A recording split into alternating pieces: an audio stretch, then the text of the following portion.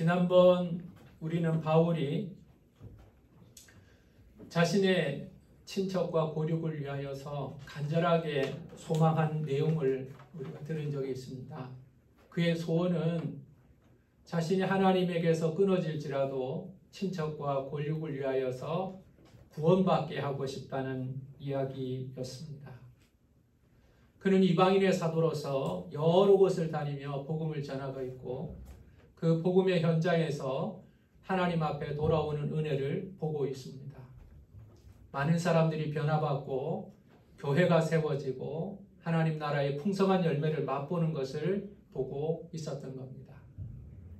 그런데 자신의 형제들, 자신의 친척들, 특별히 이스라엘을 생각해 보면 그는 너무나 마음이 아팠습니다.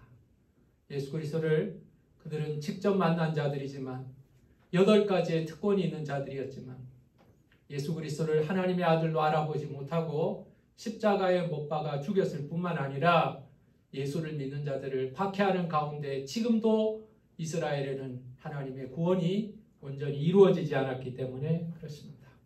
그래서 그는 이스라엘을 생각하면서 친척과 권력을 생각하면서 눈물을 흘리며 하나님 앞에 소원하고 있었던 것입니다. 여러분, 우리가 어딜 가다가 좋은 음식을 먹게 되면 아마 가족들이 생각이 납니다. 이 맛있는 음식을 다음에 우리 아이들한테 먹게 해야지. 혹은 이 맛있는 음식을 우리 어머니에게, 우리 아버지에게 좀 대접했으면 좋겠다. 그런 마음이 생기지 않습니까?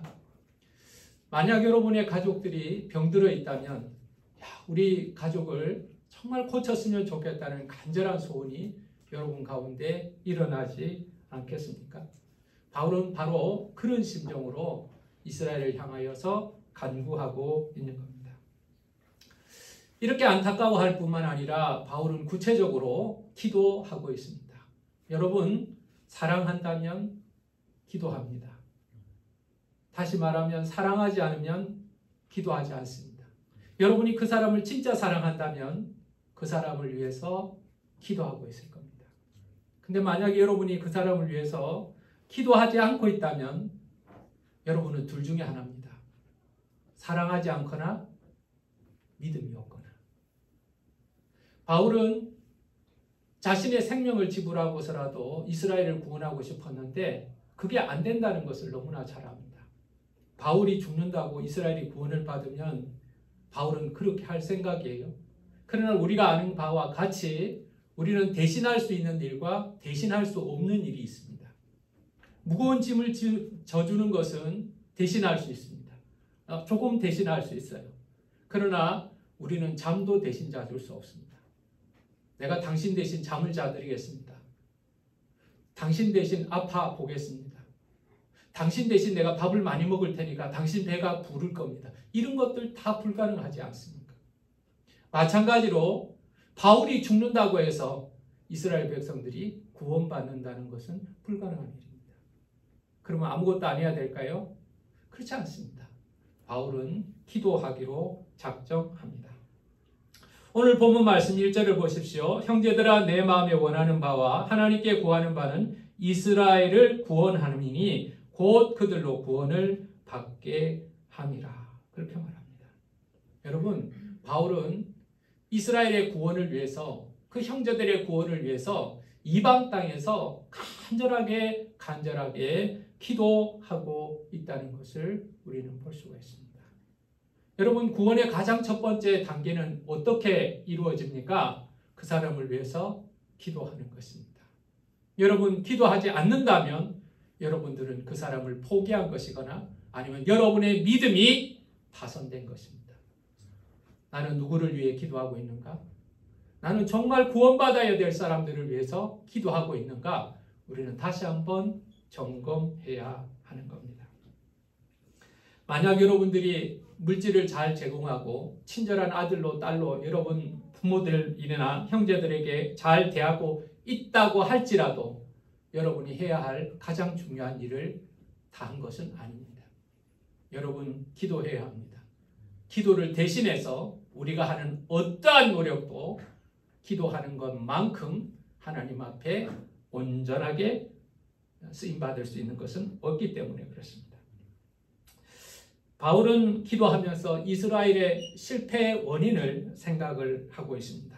이스라엘이 왜 믿음에서 실패했는가? 이스라엘은 왜 믿음에서 실패했는가?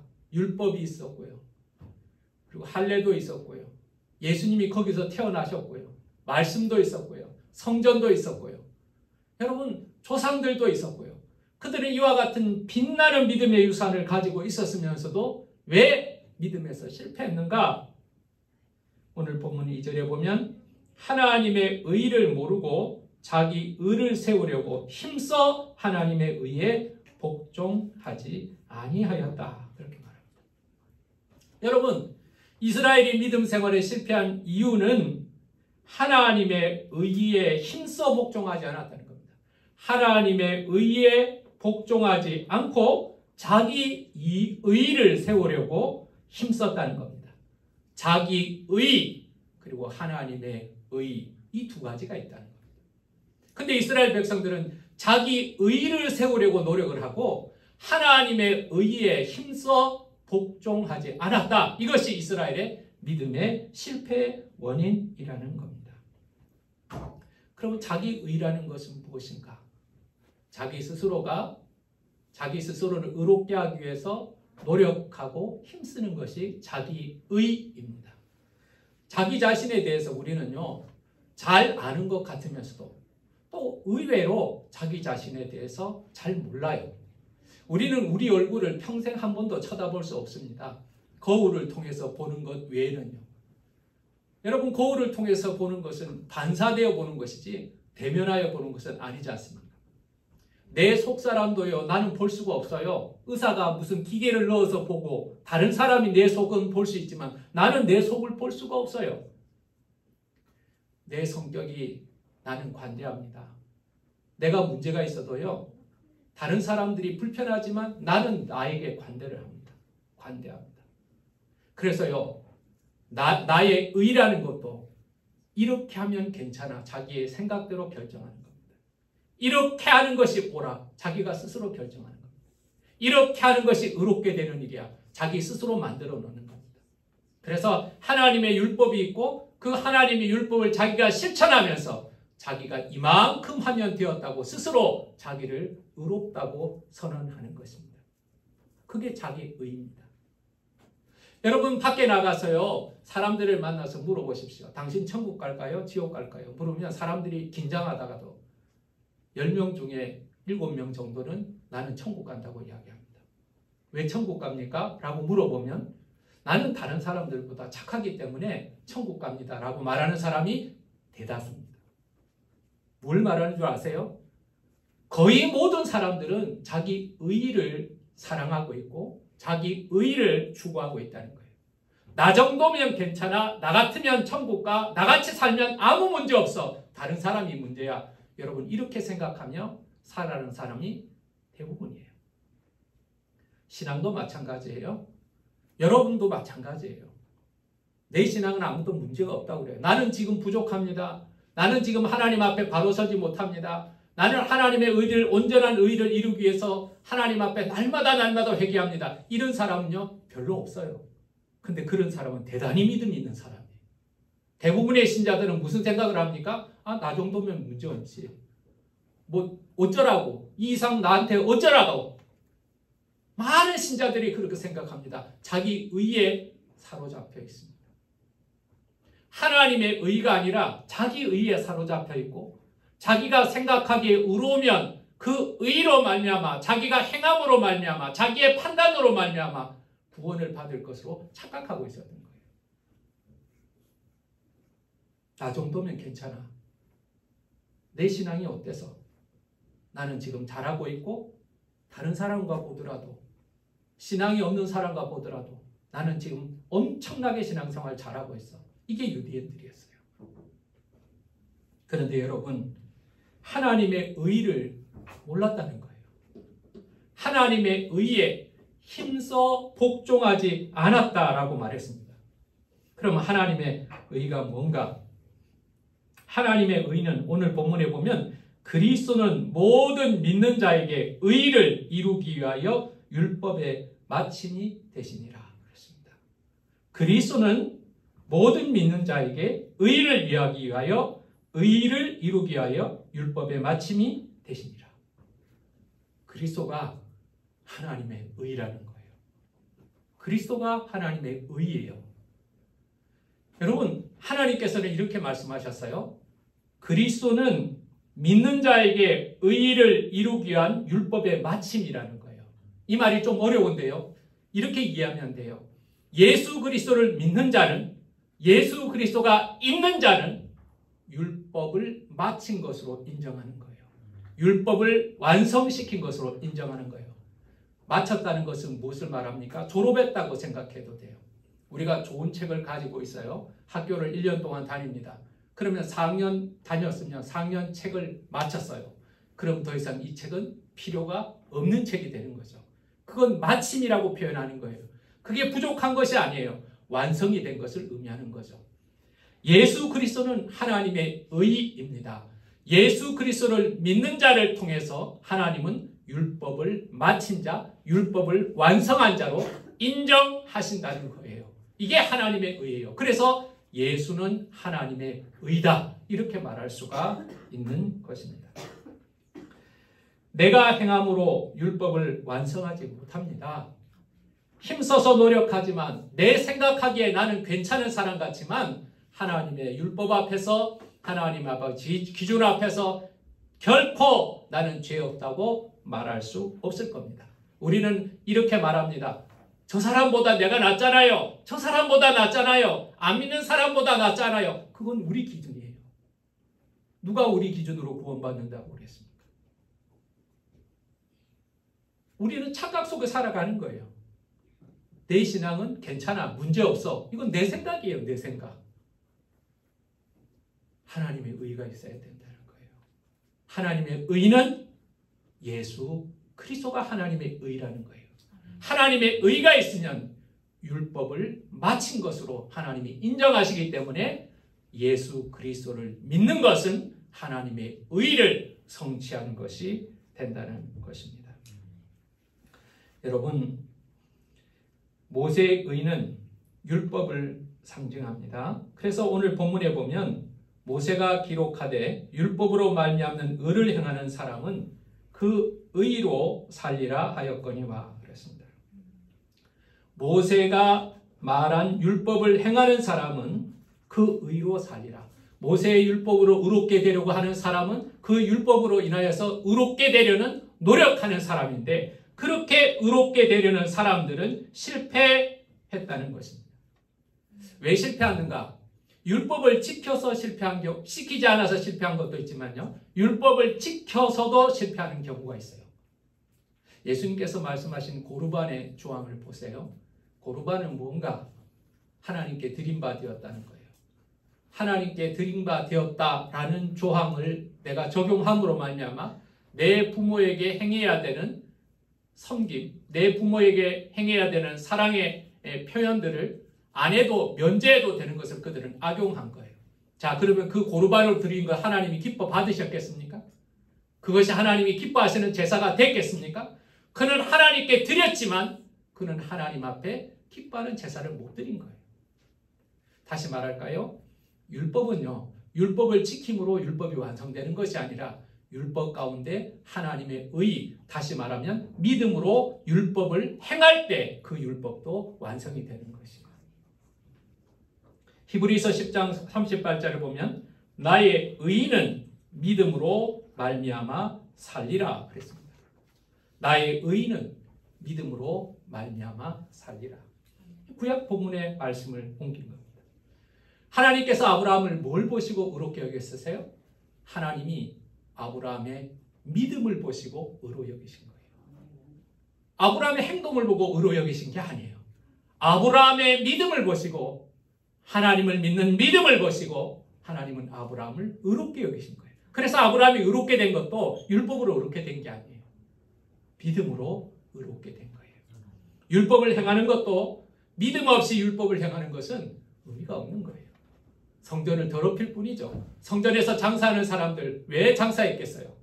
다 하나님 앞에 예배 잘 드려보자고 한 거예요. 그들은 율법을 잘 지켜보자고 한 거예요. 근데 믿음이 사라지고 나서 남아있는 율법은 껍데기에 불과한 거죠. 내 몸이 여기 왔지만 내 마음이 여기 있지 않는다면, 하나님 앞에 있지 않는다면 우리는 다 가짜인 거예요. 하나님의 의의 길은 다릅니다. 모세의 길은 내가 행해야 돼요. 내가 노력해야 돼요. 내가 성취해야 되는 거예요. 근데 그게 잘 만만치 않고 온전히 이루질 못하거든요. 근데 하나님의 의의 길은 다릅니다. 오늘 본문에 보면 믿음으로 말미암는 의는 이같이 말하되 내 마음에 누가 하늘에 올라가겠느냐 하지 말라 하니 올라가겠느냐 하면 그리스도를 모셔 내리려는 것이요 혹은 누가 무저갱에 내려가겠느냐 하지 말라 하니 내려가겠느냐 하면 그리스도를 죽은 자 가운데서 모셔 올리려는 것이라. 여러분 오늘 이 본문 말씀 여러분 이해를 정확하게 하시겠습니까? 좀 애매한 말입니다. 좀 어려운 말이에요. 이 말은 이런 뜻이에요. 누가 하늘에 올라가겠느냐는 거예요. 믿음의 구원을 위해서 누가 하늘에 올라가겠냐? 그럴 필요가 없다는 거예요. 주님이 하늘에서 내려오셨다는 거예요. 주님이 하셨다고. 주님이 행하셨어요. 그러니 네가 하늘에 오르락내리락 할 필요 없다는 거예요. 누가 무저갱에 내려가겠는가? 죽음의 세계에 내려가겠는가? 누가 구원을 위해서 죽음의 세계로 내려가겠는가? 우리가 할 필요가 없어요. 주님께서 십자가에 죽으시고 죽음의 세계에서 내려갔다가 다시 부활하셨잖아요. 주님이 하신 거예요. 여러분 주님이 하신 것을 우리는 누리는 거예요. 주님이 이루신 것을 우리는 누리는 거예요. 우리가 하는 게 아니에요. 우리가 십자가에 올라가는 게 아니에요. 우리가 예수를 믿음으로 예수가 하신 것을 우리가 누리는 거예요. 우리가 하늘에 올라가는 게 아니에요. 우리가 무저갱에 내려가는 게 아니에요. 하나님께서 다 하셨어요. 아들을 통해서 다 하셨어요. 그 하신 것을 믿는 것이 우리의 의가 된다는 것입니다. 믿음은 내가 나의 구원을 위해서 무엇인가를 더하거나 빼는 것이 아닙니다. 하늘로 올라가려는 노력하는 게 아니에요. 무저갱에 내려가려고 하는 것이 아닙니다. 율법을 지키려는 사람들처럼 뭔가 내가 가치 있는 일을 해야만 하나님께서 나를 구원하실 것이라는 것은 착각이에요. 주님이 이미 하셨습니다. 자, 그러면 주님이 이미 하셨으면, 주님이 다 하셨으면 우리는 저절로 구원을 받나요? 그렇지 않습니다. 그렇지 않습니다. 여러분 오늘 본문 말씀을 보세요. 그러면 무엇을 말하느냐? 말씀이 내게 가까워 내 입에 있으며 내 마음에 있다 하였으니 곧 우리가 전파하는 믿음의 말씀이라. 내가 만일 내 입으로 예수를 주로 시인하며 또 하나님께서 그를 죽은 자 가운데서 살리신 것을 내 마음에 믿으면 구원을 받으리라. 사람이 마음으로 믿어 의에 이르고 입으로 시인하여 구원에 이르느니라. 그 유명하고 놀라운 말씀이 여기에 있습니다. 우리가 복음을 전할 때 혹은 믿음의 확신을 가질 때 이 본문의 말씀, 로마서에 있는 이 본문의 말씀을 우리가 묵상하지요? 전하지요? 이 말씀이 여기에 쓰인 겁니다. 여러분 우리는 두 가지를 해야 합니다. 주님이 다 하셨어요. 하늘에 올라갈 필요도 없고 저 무저갱에 내려갈 필요도 없어요. 그럼에도 불구하고 우리가 해야 될 것이 두 가지가 있어요. 첫 번째는 마음으로 믿는 것입니다. 마음으로 믿는 것입니다. 이건 내적으로 일어나는 일입니다. 영적 작용입니다. 여러분 이것이 믿어지는 은혜가 있기를 예수 이름으로 축원합니다. 마음으로 믿어서. 두 번째는 입으로 시인하는 것입니다. 입으로 시인하는 것입니다. 이거는 다른 사람들 앞에서 행동으로 드러나는 것입니다. 마음으로 믿는 것은 아무도 알 수 없습니다. 내면의 세계이기 때문에 그렇습니다. 입으로 시인하는 것은 누구나 알 수 있게 됩니다. 외적으로 드러나는 행동이기 때문에 그렇습니다. 자, 그러면 무엇을 믿고 무엇을 시인하는가? 이게 중요하죠. 오늘 본문 말씀을 보세요. 하나님께서 그를 죽은 자 가운데서 살리신 것을 믿는 것입니다. 하나님께서 그를 죽은 자 가운데서 살리신 것을 믿는가? 이걸 다시 정리하면 십자가와 부활을 믿는가? 이겁니다. 십자가와 부활을 믿는가? 여러분 예수를 믿는다고 다 믿는 게 아니에요. 지금 지구상에 살아가 있는 정상적인 사람들 가운데, 초등학교로 다 다닌 사람들 가운데 예수님이 계시지 않았다고 믿는 사람이 있나요? 없습니다. 어느 누구도 예수님이 계시지 않았다고 믿지 않습니다. 다 예수님이 살아 계셨다고 믿습니다. BC AD 이 역사의 기준이 되는 예수 그리스도가 태어났다는 것을 부인하는 사람은 아무도 없습니다. 근데 뭐가 차이가 날까요? 그분이 어떤 분인가를 믿는 겁니다. 어떤 사람은 예수님께서 사랑이 많은 분이다, 이렇게 믿습니다. 배고픈 사람에게 떡 만들어주는 거 구제하는 사람들에게는 최고 아닙니까? 야, 예수님처럼 떡을 나눠줘야 돼. 사랑을 베풀어야 돼. 가늠한 여자에게 감싸주시고 용서해주시는 사랑의 예수님 최고야. 여러분, 이걸 믿는 사람이 있습니다. 또 어떤 사람은 예수님을 믿되 능력과 기적을 믿습니다. 그분은 대단한 능력을 가진 분이야. 병 고쳐주시는 분이야. 병 고쳐주시는 분. 엄청난 능력이야. 병 고쳐주시는 주님. 우리는 병 고쳐주시는 예수님을 믿어야 돼. 자, 그러나 그건 구원과는 상관없어요. 예수님을 믿는 믿음은 예수 그리스도의 죽으심과 부활, 예수 그리스도의 죽으심과 부활을 믿지 않는다면 예수님을 믿지 않는 것이나 마찬가지입니다. 예수님이 오신 이유는 십자가를 지시기 위해서 오셨습니다. 예수님께서 부활하신 것은 죽음에서 승리하시고 죄를 사하셨다는 하나님의 능력의 선포입니다. 주님이 이것을 위해서 오셨습니다. 근데 우리는 떡 만들어주는 예수님, 돈 잘 벌게 해주는 예수님, 병 고쳐주시는 예수님, 질질 울고 있을 때 눈물 닦아주시는 예수님으로 알고 있다면 구원받는 믿음과는 전혀 상관없습니다. 여러분, 뭘 믿습니까? 그의 십자가, 그의 부활을 믿는 것입니다. 나를 위하여 죽으시고 3일 만에 부활하셨다는 사실을 우리는 믿어야 합니다. 이것이 믿어지는 은혜가 있기를 예수 이름으로 축원합니다. 두 번째로 시인해야 합니다. 이게 믿어지는 사람은 입으로 시인합니다. 무슨 시인입니까? 주로 시인하라고 말합니다. 내가 만일 내 입으로 예수를 주로 시인하고, 이 주로 시인한다는 말은요, 이게 쉬운 일이 아닙니다. 주로라는 말은 헬라어로 아도나이라는 말입니다. 이 아도나이라는 말은 누구한테 쓰냐니까 왕에게 씁니다. 왕에게. 신하가 왕을 부를 때 주님 이렇게 부릅니다. 왕이 명령하면 주님의 뜻대로 하겠습니다 이렇게 대답을 합니다. 그런데 예수 믿는 사람에게 이것을 요구하는 겁니다. 예수가 나의 왕이라고 고백할 수 있냐는 거예요. 여러분, 예수 믿고 구원받는다는 게 쉬운 일이 아니에요.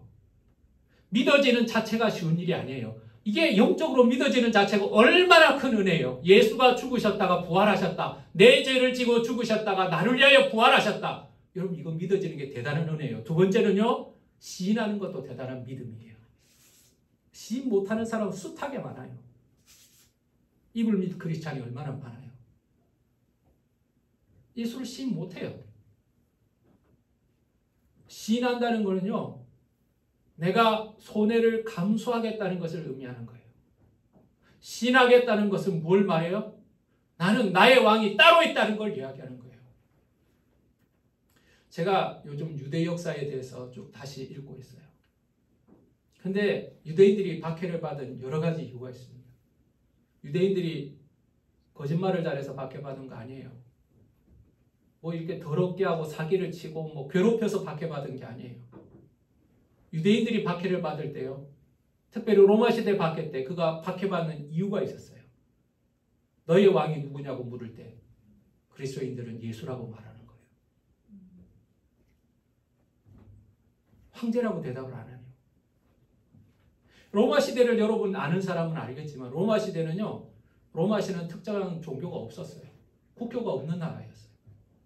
왜냐하니까 그리스라는 나라 자체가 신화를 바탕으로 하는 나라였고 특별한 종교가라고 말하기 힘든 상태였고, 정복을 하고 수십 개, 수백 개, 수천 개의 나라를 정복을 하니까 어느 나라 종교를 섬겨야 되는가? 없는 거예요.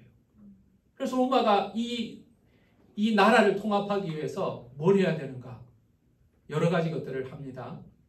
표준을 만듭니다. 그 중에 하나가 종교를 만들어야 되는데 특정한 종교를 못 믿겠어요. 그래서 황제 숭배를 시작합니다. 황제 숭배하는 겁니다. 황제 신당을 만들어 놓습니다. 황제를 신으로 섬깁니다. 그리고 로마에는 판테온을 만들어 놓습니다. 판테온이 뭡니까? 만신전입니다. 아무나 좋다는 거예요. 어떤 신이든 좋다는 거예요.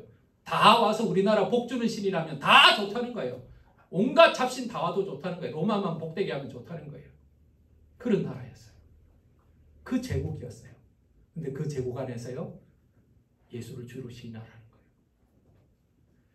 지금 우리가 예수를 주로 시인하는 것과는요, 무게가 완전히 달라요. 바울이 말하는 예수를 주로 시인한다는 것은요, 예수를 왕이라고 입으로만 말하는 것이 아니라 예수가 당신의 삶을 통치하도록 하라는 말이에요. 왕이 신하를 다스리듯이, 왕이 그의 영지를 다스리듯이 주가 나의 삶을 다스리도록 살라, 그렇게 고백할 수 있냐는 거예요.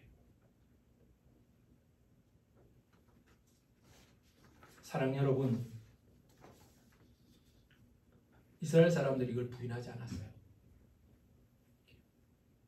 하나님은 우리의 아버지시고 예수가 나의 왕이라고 고백할 때 그들은 붙잡혔어요. 로마 시대 초반에는요, 그들은 공무원이 될 수가 없었고 군인이 될 수 없고 시민이 될 수 없었어요. 왜요? 왕도 인정하지 않는 것들이기 때문에 끌려가서 수많은 박해를 받습니다. 돈도 많이 뺏깁니다. 그들이요, 성전세를 냅니다. 예루살렘에 있는 성전을 유지하기 위해서 이방의 디아스포라들이 성전세를 냅니다. 근데 이 성전세가 꽤 많거든요. 그 지방에 있는 관리들이요, 그걸 보고, 야, 그거 왜 예루살렘에 갖다 바치냐, 우리가 뺏어버리자, 뺏기기조차 합니다. 그래도 포기하지 않고 믿음을 지킵니다. 역사에 보면 이스라엘은 큰 전쟁에서 3번 지게 되는데 왜 졌는가를 가만 보면요, 안식일 날 졌습니다. 안식일 때문에. 안식일 날 싸우질 않는 겁니다. 적이 공격해와요. 안식일 날 가만히 있습니다. 칼로 찔러요. 가만히 있습니다. 도망도 안 갑니다. 도망가면 노동이 되기 때문에. 그래서 이스라엘 백성들은 다 졌습니다.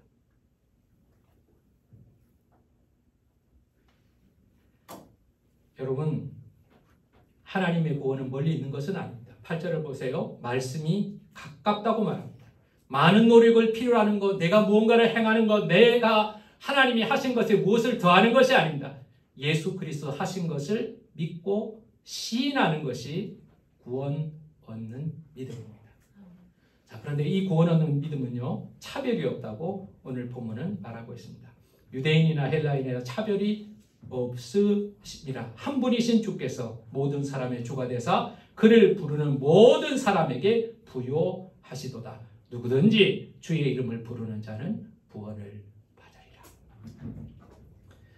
유대인들에게 복음이 안 들어간 게 아닙니다. 들어갔습니다. 그들이 거절했죠.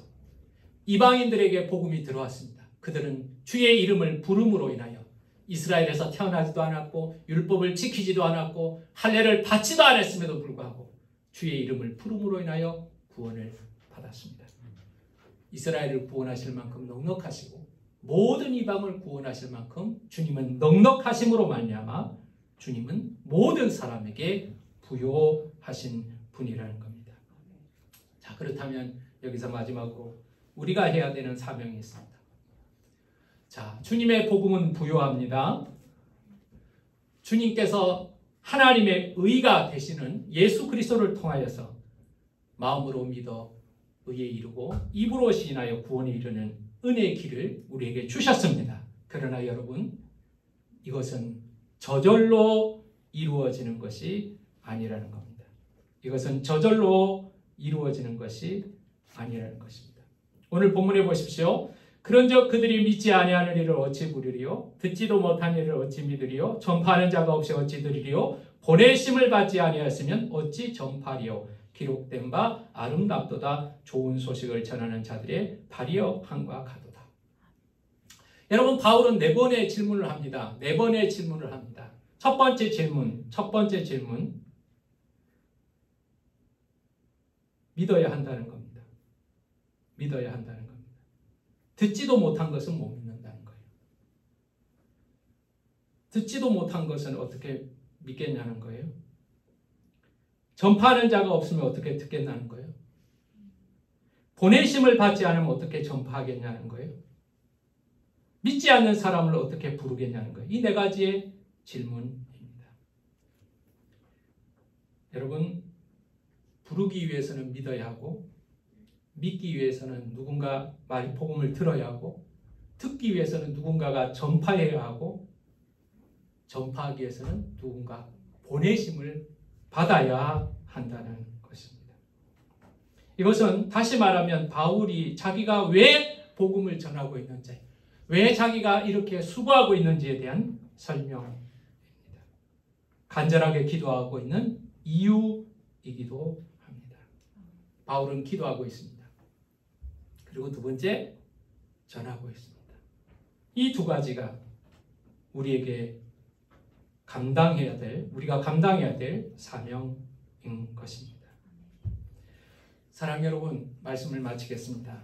오늘 본문 말씀 21절에 주님의 모습이 나와 있습니다. 우리 다 같이 한번 읽어보겠습니다. 시작. 이스라엘에 대하여 이르되 순종하지 아니하고 거슬러 말하는 백성에게 내가 종일 내 손을 벌렸노라. 예. 여러분 16절부터 20절까지는 이스라엘의 상황에 대해서 이야기하고 있는 겁니다. 여러분 16절에 보면 이사야가 이렇게 말했죠. 주여 우리가 전한 것을 누가 믿었나이까? 사람들이 안 믿는다는 거예요. 이사야 시대 때도 이사야가 열심히 복음을 전했지만 안 믿는다는 거예요. 유대인들이 안 믿었다는 거예요. 자, 그런데 17절에 보면 그러나 내가 말하노니 그들이 듣지 아니하였느냐? 그렇지 아니하다. 그 소리가 온 땅에 퍼졌고 그 말씀이 땅 끝까지 이르렀다 말합니다. 이스라엘은 거역했습니다. 이스라엘은 듣지 않았습니다. 복음을 거절했습니다. 근데 복음은 지금 어떻게 됐냐? 땅 끝까지 퍼져가고 있다는 거예요. 많은 곳으로 퍼져가고 있다는 거예요. 도대체 왜 이렇게 되었는가? 거기에 19절은 설명합니다. 내가 말하노니 이스라엘이 알지 못하였느냐? 먼저 모세가 이르되 내가 백성 아닌 자로서 너희를 시기하게 하며 미련한 백성으로 너희를 노엽게 하리라 하였고, 이방인들에게 복음이 들어가서 이스라엘을 시기하게 하셨다는 거예요. 이방인들에게 하나님의 은혜가 흘러가서 유대인들이 후회하게 만들었다는 거예요. 시기하게 만들었다는 거예요. 자, 그리고 20절을 보겠습니다. 이사야는 매우 담대하여 내가 나를 찾지 않은 자들에게서 찾은 바 되고 내게 묻지 않은 자들에게 나타나노라. 이스라엘을 제외하고 이스라엘에 아는 다른 백성들이 찾지 아니한 자들이 찾은 바 되었어요. 그들이 하나님 앞에 돌아온 바 되었다는 거예요. 지금 이스라엘을 생각하면 마음이 아픕니다. 그들을 구원하기 위해서 내 생명이라도 지불하고 싶습니다. 왜 그들은 안 돌아오고 이방인은 풍성한 열매가 있는가? 바울은 지금 이 구약의 본문을 통해서 이 현상을 설명하고 있는 거예요. 하나님은 이스라엘을 버린 게 아닙니다. 하나님은 이스라엘을 시기하게 하시는 겁니다. 이방에 풍성함을 주셔서 이스라엘을 시기하게 하시는 겁니다. 그리고 그들도 마침내 불러서 주의 이름을 부르는 모든 자들, 이스라엘과 이방인 모든 자들에게 구원을 주시는 하나님의 풍성함에 들어가게 하시는 겁니다. 지금 그것을 위해서 하나님께서는 종일토록 내 손을 벌려놓으라. 하나님은 종일토록 팔을 벌리고 있는 거예요. 어린아이들이요, 잘 안 오려고 할 때 이리 와봐라, 이리 와봐라 손을 벌립니다. 낯선 사람에게는 잘 안 가려고 하죠. 자기하고 친하지 않는 사람은 잘 안 가려고 그럽니다. 그러면 팔을 벌립니다. 이리 와봐라, 이리 와봐라. 계속 팔을 벌리고 있습니다. 안아주고 싶어서요. 팔을 벌렸다는 것은 안아주시기 위해서 그런 거 아니에요. 품어주시기 위해서, 우리를 구원하시기 위해서 하나님이 팔을 벌리고 계신다는 거예요. 바울은 그걸 본 겁니다. 팔을 벌리고 계신 예수님, 팔을 벌리고 계시는 우리 하나님, 우리를 구원하려고, 이스라엘도 구원하시려고 지금도 종일토록 팔을 벌리고 계신 그 하나님의 은혜를 그는 보았던 겁니다. 그래서 바울은 기도할 수밖에 없어요. 바울은 그래서 전할 수밖에 없는 겁니다. 사랑하는 여러분, 하나님은 팔을 벌리고 계십니다. 돌아오기를 원하고 계십니다. 안아주고 품어주기를 원하고 계십니다. 탕자가 돌아와서 그 아버지의 품에 안기듯 하나님은 그 죄인들이 돌아오기를 지금도 팔을 벌리고 계시죠. 우리가 해야 될 일이 무엇입니까? 바울처럼 기도하십시오.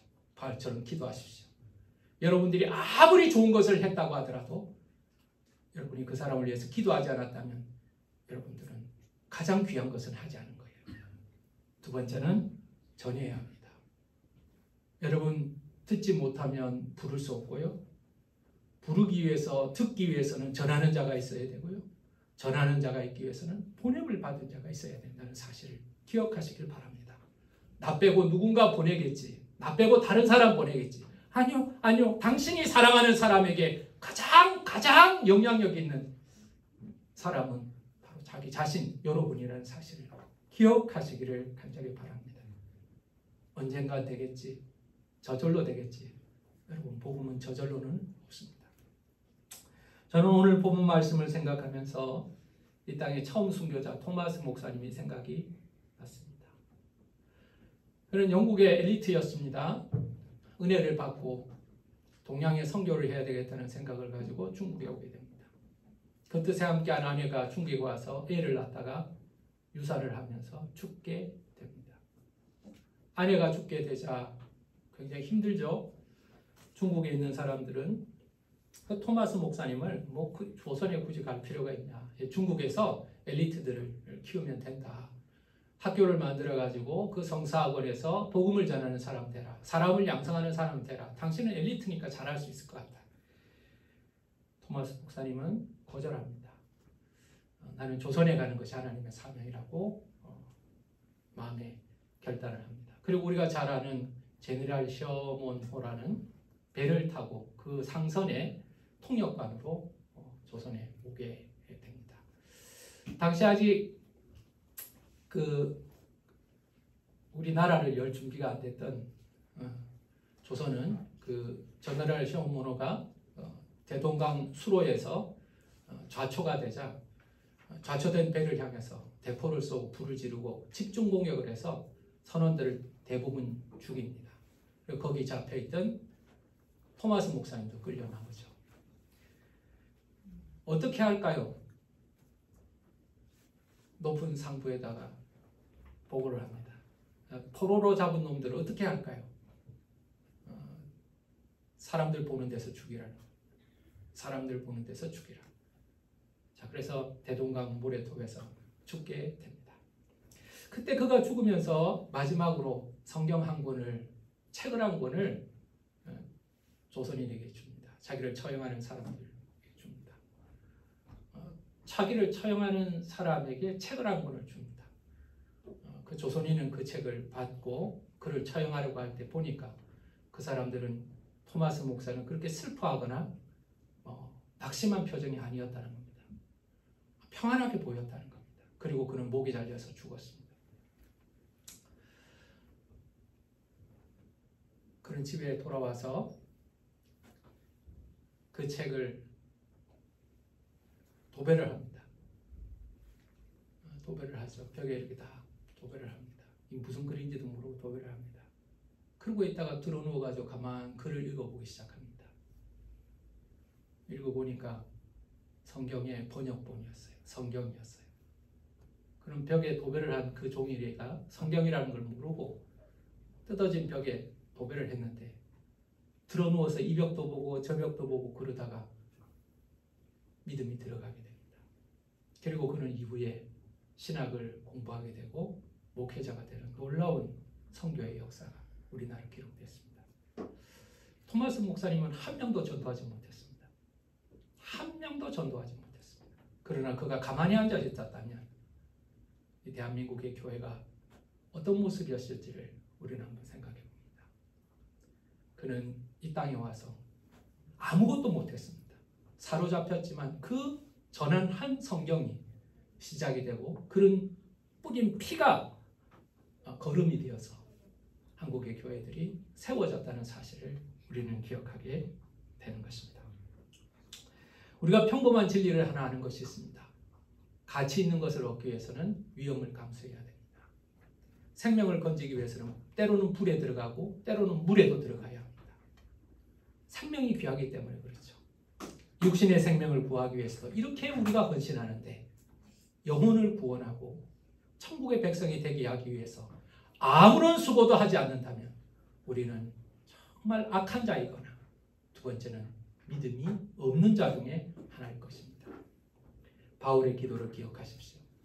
그리고 바울의 복음을 전하는 마음으로 믿어 의에 이르고 입으로 시인하는 믿음, 이 전하는 열정을 여러분 기억하시길 바랍니다. 매일 하루 종일 손 벌리고 계시는 우리 주님, 내가 종일토록 손을 벌리고 계신 하나님을 기억하면서 영혼을 위한 거룩한 기도, 영혼을 위한 복음의 나눔이 여러분과 저의 삶에 있기를 예수 이름으로 축원합니다. 기도하겠습니다. 복음은 저절로 전해지는 것이 아닙니다. 듣지 못하면 믿을 수 없고 부를 수 없고 보냄을 받으면 받지 않으면 또 전할 수가 없습니다. 우리는 이 귀한 주님의 말씀이 우리를 살린다는 말씀으로 알고는 있지만 나와는 상관없는 것으로 생각하고 있습니다. 바울은 기도하고 있습니다. 우리도 기도하게 하여 주시고 또한 하나님 우리가 전할 수 있도록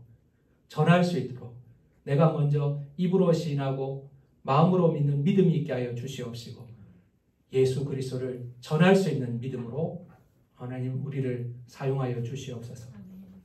종일 손을 벌리고 계신, 팔을 벌리고 계신 예수님, 종일 손을 벌리고 계신 우리 하나님, 우리가 하나님께서 간절하게 기다리고 계시다는 사실을 믿음의 눈으로 보게 하여 주심으로 말미암아 돌아와야 할 자들이, 사랑하는 자들이 하나님 앞에 돌아오는 믿음의 감격을 누리게 하여 주시옵소서. 예수님의 이름으로 기도하였습니다.